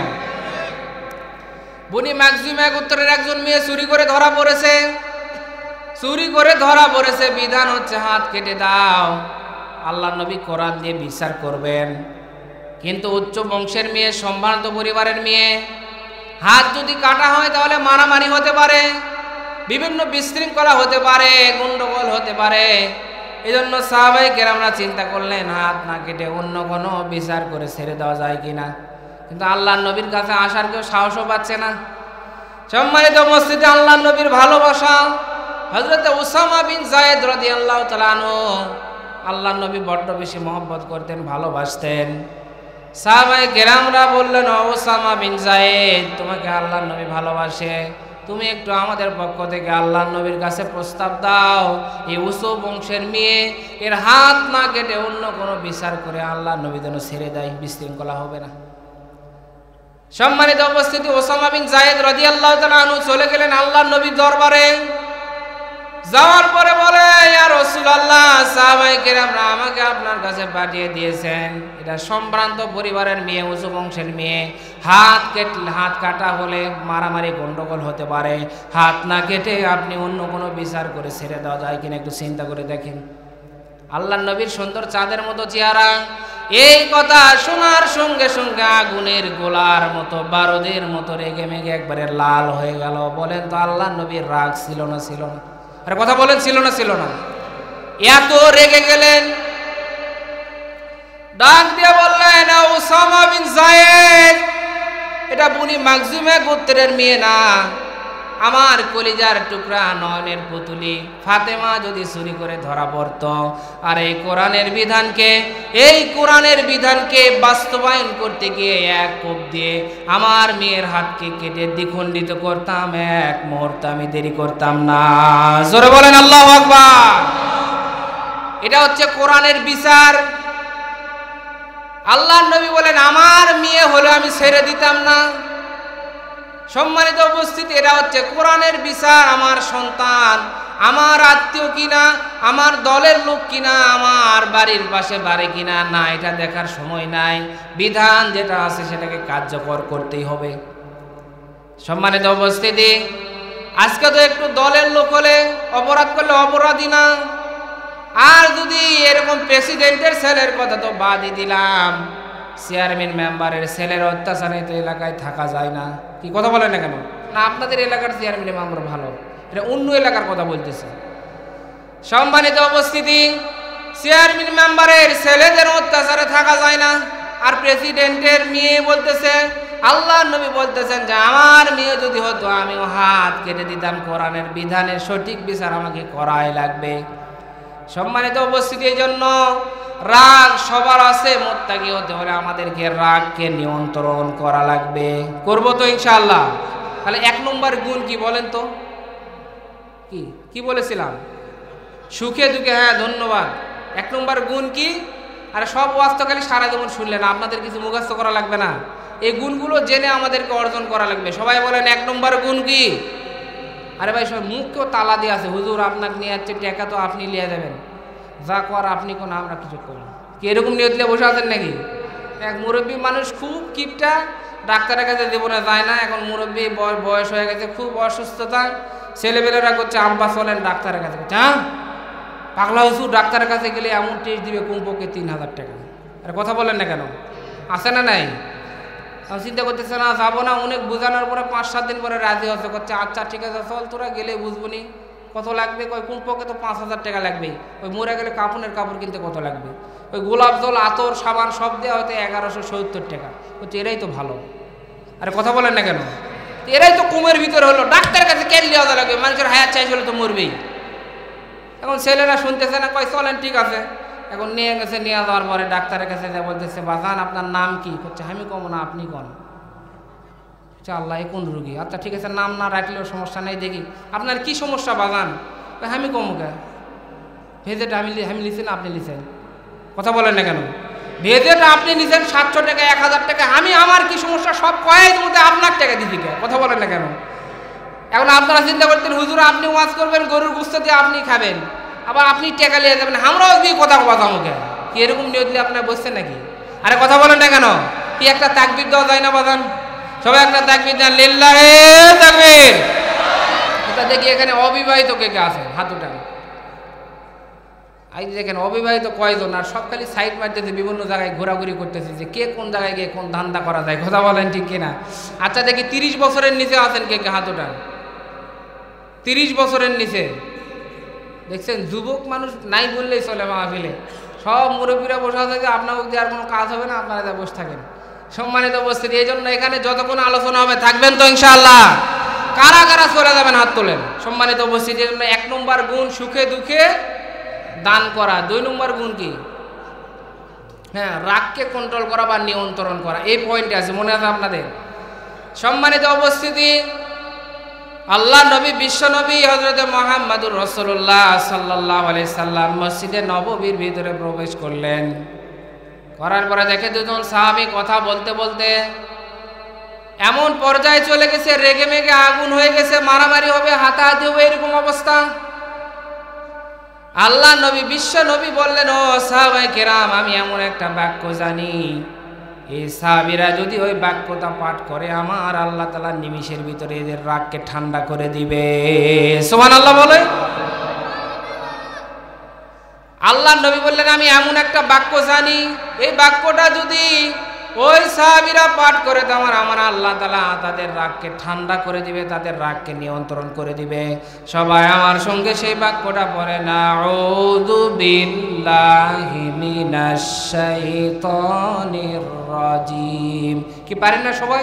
আর একটু মহব্বত আরেকবার পড়েন না, আউযু বিল্লাহি মিনাশ শাইতানির রাজিম। সবাই কিন্তু আমরা জানি ডাক্তারের দোকানে কিন্তু সব ধরনের ওষুধ থাকে, কিন্তু তারপরে এমবিবিএস ডাক্তারের কাছে পাঠায় দেয়। কথা বলেন ঠিক কিনা? কোনটা দেওয়া লাগবে সেটা জানি না। আউযুবিল্লাহ সবাই জানি, কিন্তু রাগ উঠলে যে এটা পড়া লাগবে এটা আমরা অনেকে জানি না। এখন থেকে রাগ আসলে আউযুবিল্লাহ পড়বেন তো? হ্যাঁ পড়বেন তো ইনশাআল্লাহ? রাগ উঠছে কিসের আউযুবিল্লাহ কিসের? কি হাতের কাছে যেটা পায় বউ পিটন ধরে, বউ পিটা লোক এই এলাকায় আসে না নাই? কে আছেন হাত তোলেন দেখি।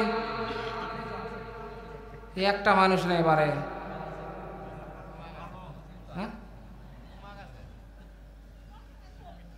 সম্মানিত উপস্থিতি, এলাকায় একটা অনেক সপ্তাহ আল্লাহর ওলি বসে আছে, তাহলে এটা ওয়াজ করে কি লাভ? সম্মানিত উপস্থিতি, বউপিটা মানুষ অনেক জায়গায় আছে। গত বছরে এক জায়গায় গিয়েছিলাম, তারপরে বললেন বউপিটেন কি কেমন করছে? ইনশাআল্লাহ। কি বলতেছে? ইনশাআল্লাহ আমি আছি। সম্মানিত উপস্থিতি, না আপনি কেন পিটবেন? একটু কম বেশি হতেই পারে সংসারের ভিতরে। সম্মানিত উপস্থিতি, রাগ এসেছে, আপনি আউযু বিল্লাহি মিনাশ শাইতানির রাজিম আপনি বলবেন। মা বোন যারা আছেন, যারা শুনতেছেন, তারাও পড়বেন তো ইনশাআল্লাহ। সম্মানিত উপস্থিতি, 2 নম্বর এবারে চিকিৎসা দিচ্ছি। আল্লাহর নবী বলেন, কথা বন্ধ করে দাও, রাগ যখন তোমার এসেছে তখন কথা বন্ধ করে দাও, কারণ কথার নাম লতা। লতা দেখবেন এমনিতেই বাড়ে, সার দেওয়া লাগে না, ওষুধ দেওয়া লাগে না। লতা বোঝেন না, এগুলো বাড়ে না, এমনি বাড়ে না। দেখবেন এক কথা, ছোটো কথা, যেটা কোনো ব্যাপারই না, কথা করতে করতে এই কথা সেই কথা, তোর মায়ের বাড়ি আমার মায়ের বাড়ি, তোর মা আমার বাপ, করতে করতে পিটাপিটি শুরু হয়ে যায়। কথা বলেন ঠিক কিনা? এই জন্য আল্লাহর নবী বলেন একজন একটু কথা বন্ধ করে দাও। এই জন্য আল্লাহর নবী চিকিৎসা দিচ্ছেন যে তোমরা কথা বন্ধ করে দাও। 1 নম্বরে আউযুবিল্লাহি মিনাশ শাইতানির রাজিম, মনে আছে তো আপনাদের? আর 2 নম্বরে কি করো?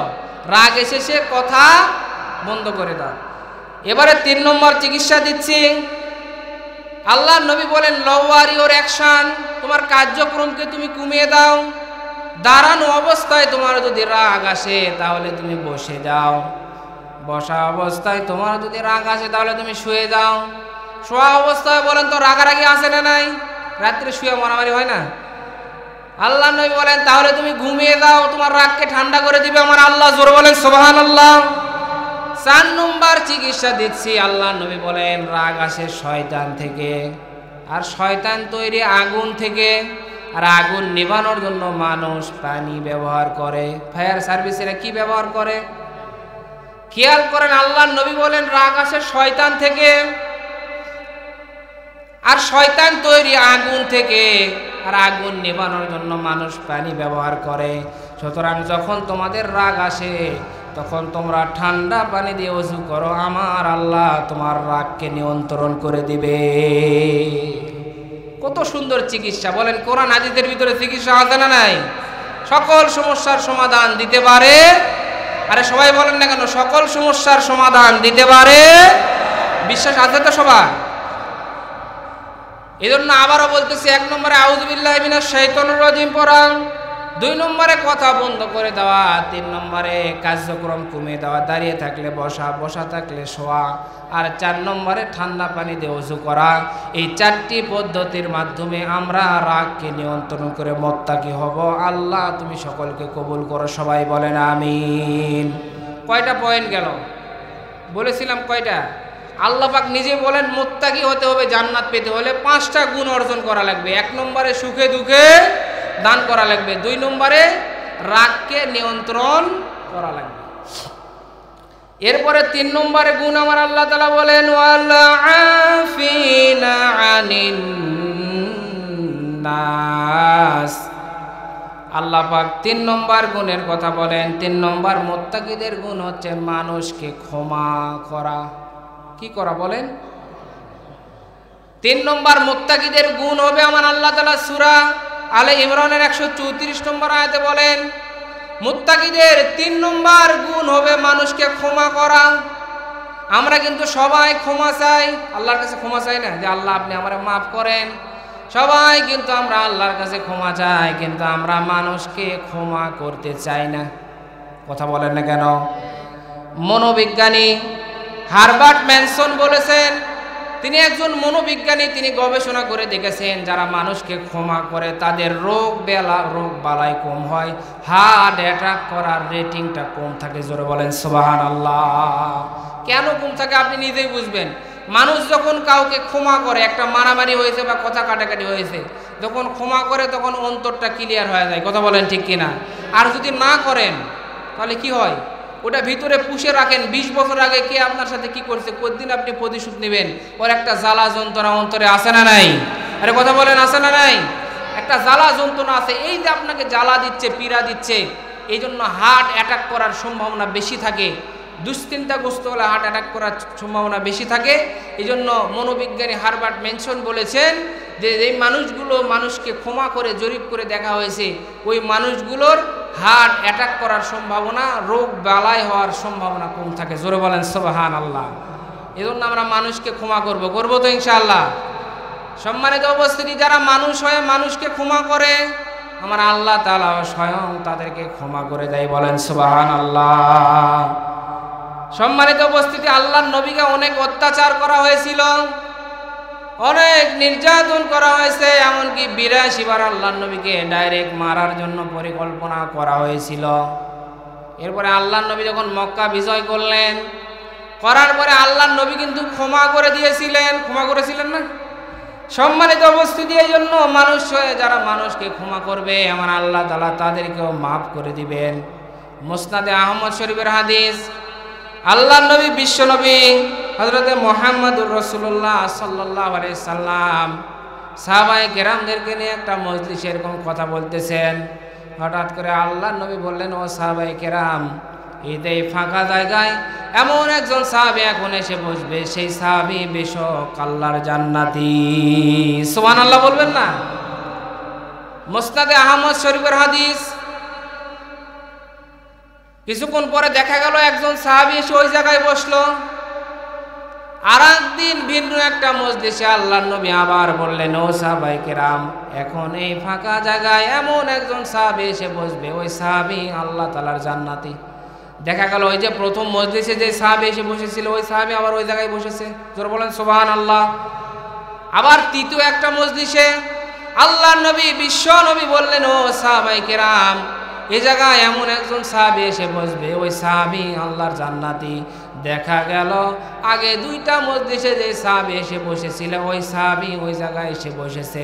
তার মানে তিনটা মজলিসে আল্লাহর নবী জান্নাতের ঘোষণা দিয়েছেন একই সাহাবীর ব্যাপারে। সম্মানিত উপস্থিতি, সাহাবায়ে কেরামের মেন টার্গেট ছিল রবের ক্ষমা আর জান্নাত কিভাবে পাওয়া যায়। আর আমাদের টার্গেট কি? কিভাবে একটা ভালো বাড়ি করা যায়, কিভাবে একটা ভালো গাড়ি করা যায়, কিভাবে আর একটা ভালো নারী পাওয়া যায়। কথা বলেন ঠিক কিনা? আর সাহাবায়ে কেরামের টার্গেট ছিল কিভাবে আমি রবের ক্ষমা পাবো আর জান্নাত পাবো।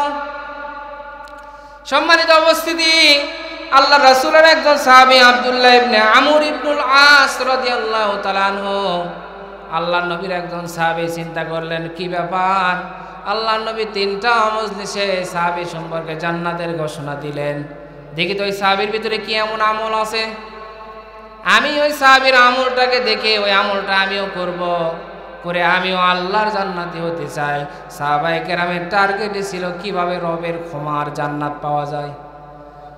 সম্মানিত উপস্থিতি, হযরত আব্দুল্লাহ ইবনে আমর ইবনুল আস রাদিয়াল্লাহু তাআলা আনহু চলে গেলেন ওই সাহাবীর বাড়িতে গিয়ে বলে, ভাই আমার বাড়িতে একটু সমস্যা, আপনার বাড়িতে একটু মেহমান হতে চাই।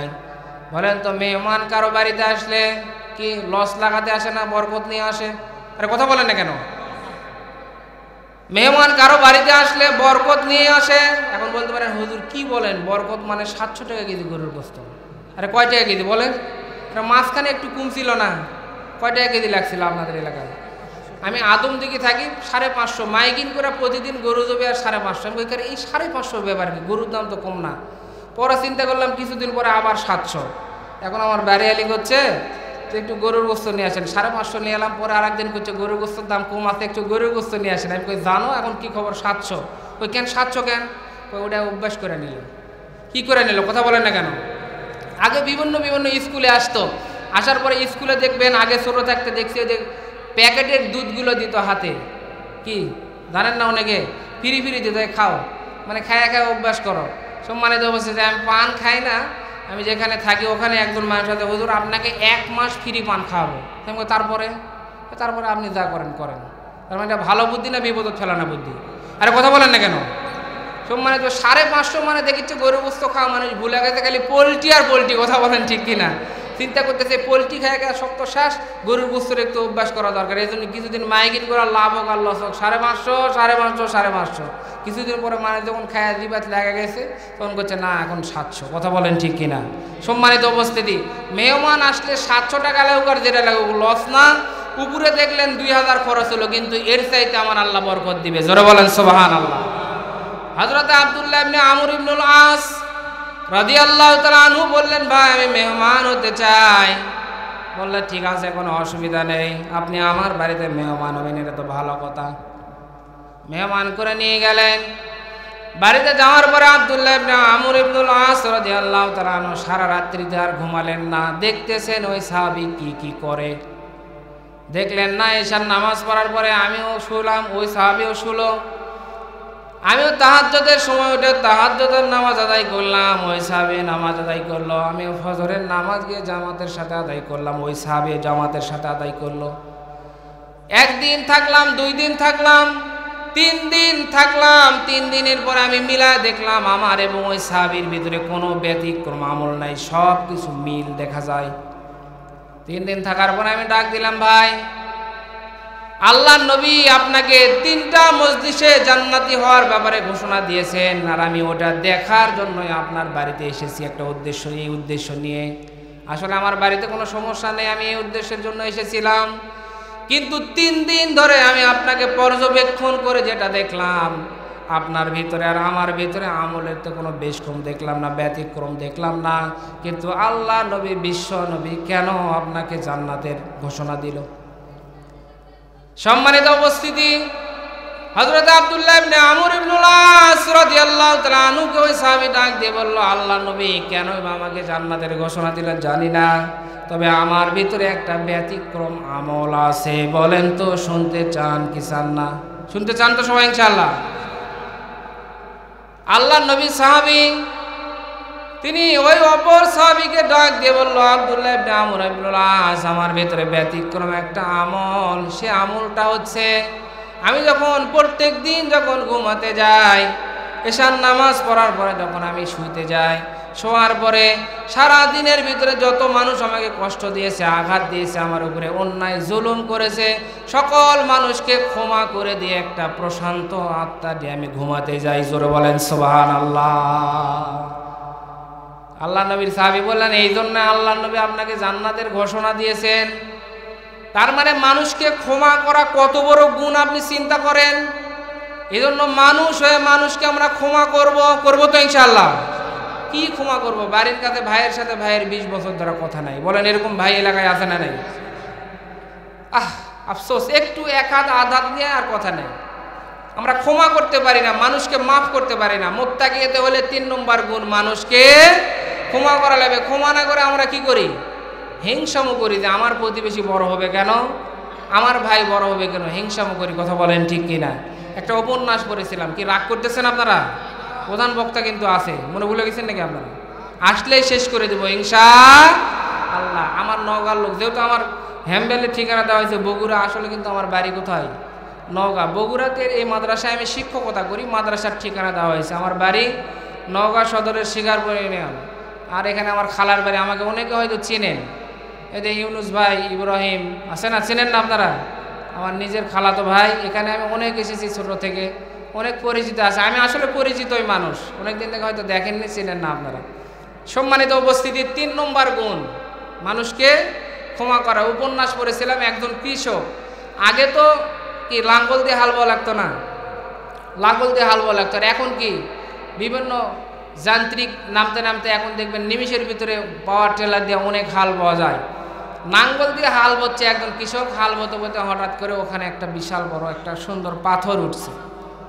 এখন পাথরটা দেখার পরে হাল স্টপ করে পাথরটা নিয়ে এরকম নাড়াচাড়া করতেছে। এই কথা কি আমার বুঝতেছেন? এটা উপন্যাস বলতেছে, শিক্ষার জন্য, কোরআন হাদিস না। সম্মানিত উপস্থিতি, হঠাৎ করে ওখানে একটা দৈত্য এসেছে।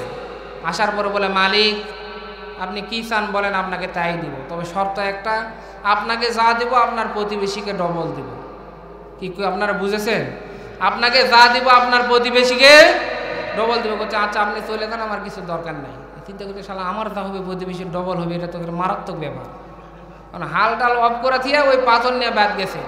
বাড়ির যাওয়ার পরে স্ত্রী বলতেছে, এই খবরদার এই পাথরের কাছে যাবি না, পাথরের ঘোষাও দিবি না। এখন মেয়ে মানুষকে নিষেধ করবেন যেটা করবে, আর কথা বলেন না কেন, নিষেধ করবেন যেটা করবে। এখন মেয়ে মানুষের তো পেটের ভিতরে মাশাআল্লাহ কথা তো থাকে না, চিন্তা করতেছে কেন নিষেধ করলো, আর কেন ঘোষা দিবে নিষেধ করলো, কেন ধরবা নিষেধ করলো, কেন ঘোষা দেবে নিষেধ করলো। এই কথা দেখে না যাই তো করে কাছে যাবো না, কিছু কমো না, ধরবো না, এরকম করতে যেহেতু কাছে আসছি দেখে না হাত দিয়ে দেখি কেন করলো, এই কেন করে করতে ঘোষা মারতে আর ধরতে আসা। বলে মালিক আপনি কি চান বলেন, আপনাকে তাই দিব। মেয়ে মানুষ কিছু উড়িষ্যালা যা চামো তাই দিবে, এই সুযোগ তার ছাড়া যাবে না। এখন বলতে ঠিক আছে, আমাদের 20 টালে টিন দিয়ে বাড়ি পরে তাড়াতাড়ি করে একতলা একটা সুন্দর বাড়ি করে দেন, সাথে সাথে বাড়ি হয়ে গেছে। শিক্ষার জন্য বলতেছি, কোরআন হাদিস না আগেই বলেছি। সম্মানিত উপস্থিতি, অনেক কিছু হয়ে গেছে, আসবাবপত্র যা লাগে সব করে নিছে। নেওয়ার পরে হঠাৎ করে এখন ওই হালটাল শেষ করার পরে স্বামী আসতেছে। আসার পরে যদি টিনের বাড়ি মুহূর্তের ভিতরে যদি ইটার বাড়ি হয়, বলেন নিজের বাড়ি কি চিনা যাবে নাকি? আরে কথা বলেন, চিনা যাবে? অনেক কষ্ট করে বিভিন্ন আলামত, তাল গাছ, বেল গাছ, বিভিন্ন আলামত দেখে দেখে দেয়, দেখে হ্যাঁ ঠিক আছে এটাই তো হওয়া লাগে বাড়ি। কারণ ওর বাড়ি একতলা, ওর পাশের বাড়ি কয়তলা হয়ে গেছে। আরে কথা বলেন না কেন? এখন ব্যাস বলে ওই কী করছিস, বলে কি করছি মানে ভালোই করছি, আপনি সারা জীবন যা করা পারেন না, আমি ঘোষা দিয়ে তাই করছি। বলে কি করছিস তুই, কি বাড়ি গেছিস? বলে না যায়নি। বলে কি হয়েছে? আমাকে বাড়ি একতলা, সবার বাড়ি দুতলা হয়ে গেছে, সর্বনাশ হয়ে গেছে, তাড়াতাড়ি করে পাথরটা নিয়ে তুই। পাথর নিয়ে আসছে, পাথর নিয়ে আসার পরে আবার ঘোষা দিতে দৌড়তে আসে, বলে মালিক বলেন কিসান। এখন বলে তাড়াতাড়ি করে আমার 1 চোখ কানা করে দে। আরে কথা বলেন না কেন? কয় চোখ কানা করে দে? ওরা 1 চোখ কানা হলে প্রতিবেশীর কয় চোখ কানা? হ্যাঁ কথা বলেন, হিংসা আছে না নাই? আরে কথা বলেন না কেন? হিংসা আছে না নাই? সম্মানিত উপস্থিতি, আল্লাহ পাক বলেন ওয়ালা আফিনা আনিন নাস। আল্লাহ পাক বলেন মুত্তাকিদের 3 নম্বর গুণ হচ্ছে তারা মানুষকে ক্ষমা করে, হিংসা করে না। সম্মানিত উপস্থিতি, এজন্য আমরা আল্লাহর কাছেও ক্ষমা চাই, মানুষকেও ক্ষমা করব। আল্লাহ পাক বলেন 1 নম্বর গুণ সুখে দুঃখে দান করবে, 2 নম্বর গুণ রাগকে নিয়ন্ত্রণ করবে, আর 3 নম্বর গুণ হচ্ছে মানুষকে ক্ষমা করবে। সম্মানিত উপস্থিতি, 4 নম্বর গুণের কথা আমার আল্লাহ তাআলা বলেন ওয়াল্লাযীনা ইযা ফাআলু ফাহিশাতান আও যালামু আনফুসাহুম যাকারুল্লাহা ফাস্তাগফারু লিযুনুবিহিম। জোরে বলেন আল্লাহু আকবার। আল্লাহ পাক বলেন মুত্তাকিদের 4 নম্বর গুণ, মুত্তাকিরা গুনাহ করবে না, কিন্তু ভুলে যদি গুনাহ করে ফেলে, নিজের নফসের প্রতি যদি জুলুম করে ফেলে, আত্মার প্রতি জুলুম করে ফেলে, তাহলে মুত্তাকি যারা তারা সাথে সাথে আমার আল্লাহর কাছে তওবা করবে। কি করবে বলেন? গুনাহ হলে সাথে সাথে তওবা করবে। গুনাহকে কেন জুলুম বলা হলো? নিজের আত্মার প্রতি, নফসের প্রতি কেন জুলুম বলা হয়? কারণ আত্মার হক হচ্ছে জান্নাতি হক। কারণ আমাদের আতি পিতা, আমাদের বাবার বাড়ি কোথায় বলেন তো? বাবার বাড়ি জান্নাতে না? তাহলে বাবার বাড়ি জান্নাতে, আমাদের বাড়িও জান্নাতে। আত্মার হক হচ্ছে জান্নাতে যাওয়া। কিন্তু আমরা গুনাহ করার কারণে, অন্যায় অবিচার করার কারণে, আল্লাহর হুকুম না মানার কারণে আমাদের আত্মাগুলোকে আমরা জাহান্নামের দিকে নিয়ে যাচ্ছি। এই জন্য গুনাহকে নিজের নফসের প্রতি, আত্মার প্রতি জুলুম বলা হয়েছে। মুত্তাকি যারা 4 নম্বর গুণ বলছে, মুত্তাকি যারা তারা গুনাহ করে না, কিন্তু কোনো গুনাহ যদি সংগঠিত হয়ে যায় তাহলে এই কথা বলে না যে আগামী জুমার দিনে তওবা করব, আগামী রমজান মাস আসলে তওবা করব। বলেন তো এরকম সুযোগ পাওয়া যাবে? আর কথা বলেন। আল্লাহর নবী, বিশ্ব নবী বলেন আলী, হযরতে আলী রাদিয়াল্লাহু তাআলা আনহু বলেন লাব্বাইক ইয়া রাসূলুল্লাহ, আমি উপস্থিত আছি। আল্লাহর নবী 3 বার ডাক দিলেন আলী। আল্লাহর নবী সাহাবী হযরতে আলী 3 বারই বললেন ইয়া রাসূলুল্লাহ, আমি উপস্থিত আছি। আল্লাহর নবী কোনো গুরুত্বপূর্ণ কথা 3 বার বলতেন যাতে করে একটু দৃষ্টি আকর্ষণ ভালো হয়। হযরতে আলী রাদিয়াল্লাহু তাআলা আনহুকে আল্লাহর নবী, বিশ্ব নবী ডাক দিয়ে বললেন আলী, তুমি যদি কোনো নেক কাজের সন্ধান পাও, ভালো কাজের সন্ধান পাও, এই কথা মনে করো না যে আগামী জুমা থেকে, আগামী রমজান মাস থেকে কাজটা শুরু করব। কারণ আগামী রমজান মাস পর্যন্ত, আগামী জুমা পর্যন্ত, এমনকি আগামী কাল পর্যন্ত তোমার হায়াতের পুঁজি নাও থাকতে পারে। কথা বলেন ঠিক কিনা? আল্লাহর নবী বললেন আলী, তুমি এই ভরসায় থেকো না যে আগামীকাল থেকে তওবা করব, আগামীকাল থেকে ভালো হয়ে যাব, নেক আমল করব। বরং তুমি কোনো ভালো কাজের, নেক কাজে যদি সন্ধান পাও, সাথে সাথে তুমি নেক কাজটা তুমি করা শুরু করে দাও। বলেন সুবহানাল্লাহ। সুতরাং যেটা শুনবেন সাথে সাথে কি করা লাগবে? এখন থেকে শুরু করা লাগবে। আমরা অনেক মানুষ আছি, নামাজের দাওয়াত দিলে বলে হুজুর আজকে দাওয়াত আছে, আগামী শুক্রবার থেকে আর 1 ওয়াক্ত ছাড়বো না। এরকম মুসল্লি আসেন নাই? শুক্রবার চলে যায়, কি বাবার করছে, বাবার একটা ঝামেলাত পড়ছি, সামনে যেহেতু রমজান মাস যাচ্ছে, রমজান মাস থেকে আর মিস হবে না। এরকম করতে করতে দেখা যায় যে গোটা জীবনের হায়াতের পুঁজি শেষ হয়ে যায়। ওই ব্যক্তি আল্লাহ তাআলার রাস্তায় আসতে পারে না। কথা বলেন ঠিক কিনা? আল্লাহর নবী বলেন আলী, তুমি যদি কোনো খারাপ কাজের সন্ধান পাও, যেই খারাপ কাজ, যেই গুনার দিকটা তোমার ভিতরে আছে, যেই গুনার কাজটা তুমি করো, তোমার ভিতরে বদ অভ্যাসটা আছে, সঙ্গে সঙ্গে সাথে সাথে তুমি তওবা করে ফিরে আসো। কারণ আগামীকাল, আগামী জুমা, আগামী রমজান মাস পর্যন্ত তওবা করার সুযোগ তো তোমার নাও হতে পারে। সম্মানিত উপস্থিতির জন্য পৃথিবীতে আমরা কেউ থাকার জন্য এসেছি। সম্মানিত উপস্থিতির জন্য পৃথিবীতে কেউ স্থায়ীও হয় না। সেটা নমরুদ, ফেরাউন যাই বলেন না কেন, যারা বড় বড় শাসক এসেছিল তারাও কিন্তু দুনিয়া থেকে বিদায় নিয়ে চলে গেছে। সম্মানিত উপস্থিতি, আল্লাহ নবী বলেন, আলী, তোমার ভিতরে কোনো খারাপ দিক থাকলে, গুনাহের দিক থাকলে সাথে সাথে এখনই তওবা করে ফিরে আসো, কারণ তওবা করার সুযোগ তোমার নাও হতে পারে। এই জন্য 3 নম্বর গুণ বললাম মানুষকে ক্ষমা করার। 4 নম্বর গুণ, গুনাহ যখন বান্দা করে, গুনাহ করার পরে তওবা করে ফিরে আসা। এখন কখন তওবা করবেন? মরার আগে না পরে? আরে কথা বলেন না কেন? মরার আগে তওবা করবেন না পরে করবেন?